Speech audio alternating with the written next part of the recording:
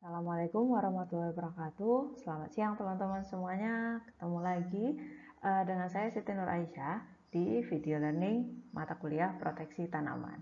Nah, kita masih membahas topik yang sama, yaitu konsep dasar penyakit tanaman. Dan di video learning part 3 ini, saya akan membahas tentang proses infeksi tanaman inang oleh patogen. So, teman-teman selamat menyaksikan. Nah, sebelum kita cerita lebih banyak mengenai proses infeksi tanaman inang, kita harus paham dulu kenapa satu penyakit itu bisa terjadi, atau faktor apa saja yang mendukung atau menyebabkan mungkinnya terjadi suatu penyakit. Nah, ini adalah segitiga penyakit tanaman, ya, dan ini juga berlaku sama seperti penyakit pada manusia ataupun pada hewan, ya. Jadi konsepnya sama. Nah, penyakit itu bisa terjadi karena adanya 3 hal, ya, yaitu adanya susceptible host atau inang yang rentan atau sensitif, kemudian ada patogen, dan harus ada kondisi yang mendukung. Kita akan bahas satu persatu ketiga parameter ini. Nah, inang yang rentan atau inang yang peka adalah salah satu faktor yang berpengaruh terhadap berhasilnya kejadian satu penyakit. Nah, ini sama case-nya seperti penyakit pada manusia. Kalau misalnya penyebab penyakit atau patogen menyerang pada orang yang sehat, yang kuat, imunnya bagus, maka resiko terjadinya penyakit yang disebabkan oleh si patogen itu akan lebih kecil jika dibandingkan dengan orang yang memang punya imunitas yang rendah. Nah, tingkat kepekaan tanaman inang dalam hal ini itu faktornya banyak. Salah satunya adalah faktor dari fisik tanaman sendiri, misalnya dari morfologi tanamannya, atau bisa jadi dari faktor biokimiawi seperti dari faktor genetik atau dari proses pertumbuhan misalnya. Nah, kalau dari genetik kita tahu ada kultivar tahan, ada kultivar yang tidak tahan penyakit. Kalau dari fase pertumbuhan ini juga akan berpengaruh pada seberapa bagusnya pertumbuhan tanaman yang diserang penyakit itu. Kalau dia tumbuh di tanah yang baik, tanah yang subur, dia tumbuh dengan sehat, umumnya akan memiliki ketahanan terhadap penyakit yang lebih baik daripada tanaman yang memang ditumbuhkan di area-area yang memang kurang subur. Nah, ini tentu akan berpengaruh kepada kejadian penyakit yang bisa disebabkan oleh patogen pada tanaman tersebut. Faktor yang kedua adalah patogen.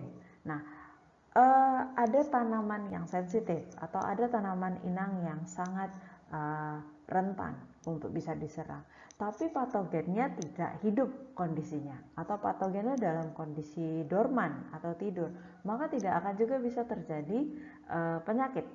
Jadi dalam case ini patogen harus berada dalam kondisi yang hidup dan harus dalam kondisi virulen. Virulen maksudnya dia sedang dalam kondisi yang memang bisa menyerang tanaman. Kalau dia sedang dalam kondisi dorman, ya, atau tidur panjang, maka dia tidak akan bisa menyerang tanaman. Ya, dia hanya bisa menyerang ketika dia sudah bangun dari tidurnya atau sudah dalam kondisi viabel lagi. Faktor yang terakhir, harus ada kondisi lingkungan yang mendukung untuk si patogen, bukan untuk si tanaman. Karena apa?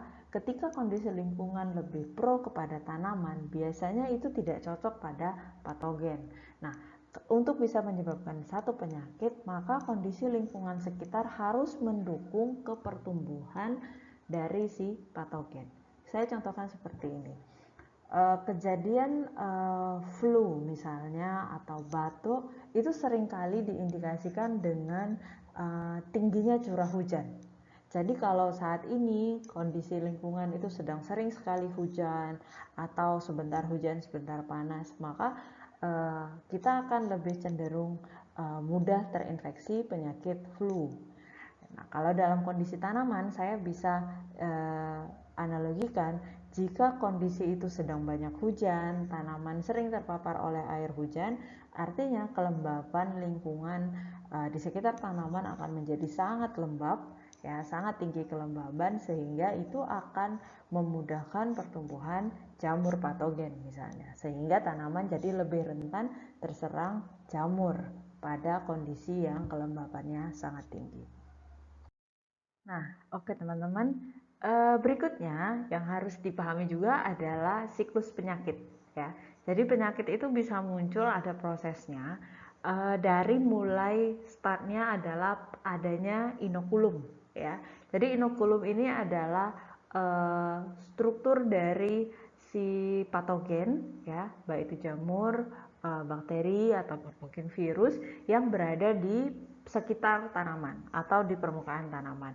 Nah, inokulum ini yang kemudian akan melakukan infeksi atau akan masuk ke dalam jaringan dalam tanaman untuk menyebabkan kerusakan pada tanaman inangnya. Ya, jadi nanti setelah ada inokulum yang berada di permukaan tanaman akan terjadi mekanisme infeksi dan invasi ya. Jadi infeksi itu adalah proses di mana patogen masuk ke dalam jaringan dan kemudian menyebabkan gejala. Sedangkan invasi adalah proses di mana patogen kemudian akan menguasai kontrol terhadap metabolisme tanaman inang. Kemudian setelah berhasil menginfeksi dan menginvasi, maka patogen kemudian akan tumbuh di dalam jaringan tanaman dan akan memperbanyak diri. Nah, baru kemudian setelah patogen berhasil tumbuh dan berbanyak diri, baru akan muncul gejala. Nah, jadi gejala pada tanaman itu muncul adalah indikator bahwa patogen yang menyerang si tanaman ini sudah berhasil memperbanyak diri dan sudah berhasil menguasai kontrol terhadap metabolisme dari si tanaman. Nah, kalau sudah ada gejala, baru kemudian akan terjadi penyebaran. Nah, penyebaran bisa melalui berbagai perantara. Nah, kemudian setelah berhasil menyebar, gejala sudah semakin parah sampai akhirnya tanaman menjadi mati, baru kemudian si patogen ini akan memasuki fase survival atau fase bertahan yang kemudian ditandai dengan mekanisme dormansi, di mana si patogen ini akan tidur panjang di sisa-sisa tanaman yang sudah dia serang hingga tanaman itu mati, sampai kemudian ada tanaman inang yang baru yang siap untuk diinfeksi. Nah, sekarang kita akan lihat apa saja tahapan invasi dan infeksi tanaman inang oleh si patogen. Jadi bagaimana patogen ini bisa masuk kemudian menguasai kontrol terhadap metabolisme tanaman. Pertama itu dimulai dari patogen ya dalam bentuk inokulum harus berada atau menempel di permukaan jaringan tanaman inang. Nah, kalau patogen ini tidak berada di sekitar tanaman inang, ya, maka biasanya proses invasi dan infeksi akan sulit terjadi. Tapi biasanya harus berada di sekitar atau menempel. Nah, kalau yang berada di sekitar itu umumnya adalah patogen tular tanah. Jadi dia tidak harus menempel di akar, tapi cukup berada di sekitar akar di tanah itu, maka dia akan bisa melakukan infeksi dan invasi. Nah, proses penempelan patogen atau inokulum di permukaan jaringan tanaman inang dikenal dengan nama attachment.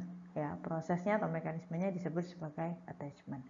Setelah berhasil melakukan attachment, baru kemudian inokulum patogen ini mulai berusaha masuk ke dalam jaringan tanaman inang, atau istilahnya adalah penetrasi atau penetration.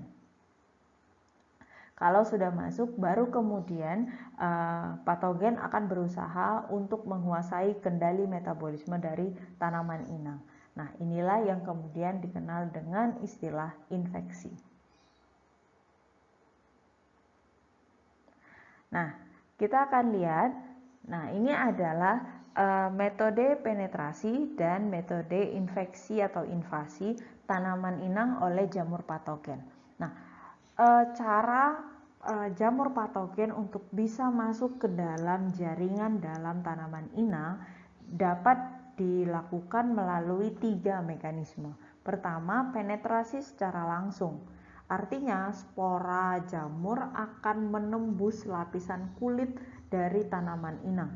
akan langsung masuk ke dalam jaringan dalam tanaman inang dengan cara menembus kutikula dari tanaman. Nah, ada juga metode atau mekanisme penetrasi yang terjadi melalui bukaan alami, ya. Karena di tanaman inang itu ada stomata, ada lentisel, ada hidatoda misalnya. Nah, melalui lubang-lubang alami ini jamur juga bisa melakukan penetrasi. Nah, otomatis kalau melalui lubang-lubang alami biasanya tenaga atau energi yang dibutuhkan oleh si jamur patogen tidak sebesar ketika dia harus melakukan penetrasi langsung yang terjadi melalui penembusan terhadap kulit atau kutikula dari tanaman inang. Nah, metode penetrasi yang terakhir yang juga dimanfaatkan oleh jamur patogen adalah penetrasi melalui jaringan yang luka. Ya, jadi kalau di tanaman itu sudah ada bagian tanaman yang luka.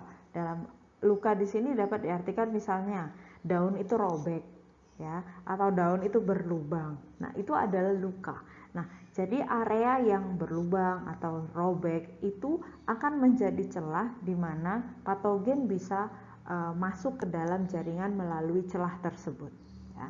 Jadi itu adalah 3 mekanisme penetrasi oleh jamur patogen untuk bisa masuk ke dalam jaringan tanaman inang.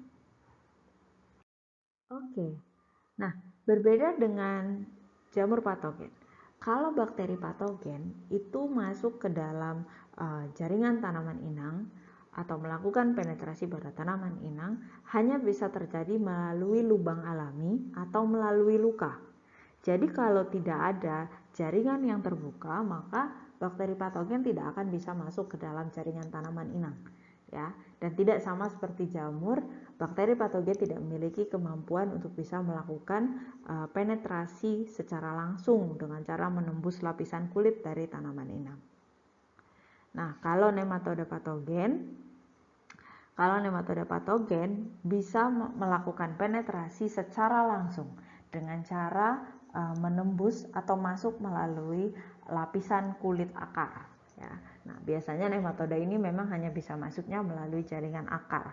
Jarang sekali dilaporkan ada nematoda patogen yang bisa masuk melalui jaringan selain akar seperti daun, batang, atau misalnya buah. Ya. Tapi ada 1 atau 2 riset yang berhasil membuktikan bahwa penetrasi nematoda juga bisa terjadi melalui stoma. Tapi itu umumnya hanya nematoda yang sifatnya adalah endoparasit. Nah, gimana kalau virus? Nah, virus ini hanya bisa masuk kalau ada luka. Kalau ada jaringan yang luka, dia bisa masuk. Tapi kalau misalnya tidak ada jaringan yang luka, maka virus tidak akan bisa masuk. Kalau hanya ada lubang alami pun, biasanya virus juga tidak akan masuk. Nah, ini adalah gambaran bagaimana virus bisa menginvasi metabolisme tanaman inang. Jadi teman-teman bisa lihat bahwa di tanaman inang ini ada sel yang luka, ya, yang ada lubangnya. Kemudian virus yang berhasil masuk itu akan melepaskan asam nukleat atau DNA ketika sudah berhasil masuk ke dalam jaringan dalam tanaman inang. Nah, kalau sudah masuk dan berada di dalam jaringan, si DNA virus ini akan diperbanyak, ya, akan bereplikasi, akan menggandakan diri, dan kemudian akan menyebar di keseluruhan sel yang berada dalam jaringan. Nah, bahkan virus-virus ini juga dapat berpindah dari satu sel ke sel lain melalui plasmodesmata. Nah, kalau kemudian sudah menyebar melalui plasmodesmata, dia akan berada di dalam sel, ya, menguasai sel. Dan bahkan kalau misalnya virus ini masuk melalui luka yang ada di daun bagian bawah, maka virus ini bisa berpindah ke bagian atas, ya, daun bagian atas, jika dia berhasil masuk ke jaringan pengangkut tanaman seperti xilem ataupun phloem. Jadi nanti phloem akan membantu menyebarkan virus itu ke dalam jaringan seiring dengan aliran dari makanan ya, karena tadi kita tahu bahwa jaringan pada batang itu berfungsi sebagai jalur transportasi makanan atau hasil fotosintesis. Nah, kalau virus berhasil masuk ke dalam jaringan phloem, maka dia akan ikut terbawa bersama dengan makanan atau hasil fotosintesis sehingga dia akan bisa menyebar sampai ke bagian atas tanaman. Nah, sekian penjelasan saya tentang proses infeksi tanaman inang oleh patogen. Seperti biasa teman-teman, materi ini masih ada kelanjutannya. So, teman-teman pastikan menonton video learning part 4 untuk mendapatkan informasi lebih banyak terkait konsep dasar penyakit tanaman. Terima kasih untuk semua teman-teman yang sudah meluangkan waktunya untuk menyaksikan video learning ini. Semoga video learning ini bermanfaat untuk teman-teman semua, juga untuk saya. Nah, kalau kamu suka video ini, please give your like. Kalau ada yang ingin ditanyakan atau ada yang ingin didiskusikan atau ada masukan dan kritik, silakan sampaikan kritik, masukan, pertanyaan, dan apapun yang ingin kamu ketahui lebih lanjut di kolom komentar di bawah ini. Last but not least, jangan lupa untuk subscribe channel ini. Terima kasih, sampai ketemu lagi di video learning berikutnya. Assalamualaikum warahmatullahi wabarakatuh.